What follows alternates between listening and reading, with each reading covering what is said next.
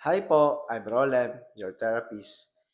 I'm discussing now about common problems sa akong mga patients.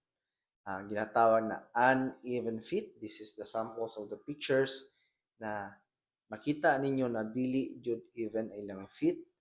Mo'y root cause sa ilang mga pain like for example, knee injury or common is they said is runner's knee, sciatic pain, and then lumbar pain, so on and so forth.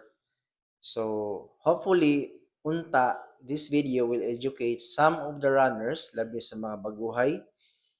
Before you purchase a new shoes, make sure na i-check sa inyo yung duha ka tiil kung pantay ba ni siya or even because common problems sa mga patients karon late na nila na realize na they had uneven feet na mojo root cause ilang back pain and mga injuries. Next video, I will show it to you how to determine kung naka uneven feet and then how to fix it. So, thank you. Bye!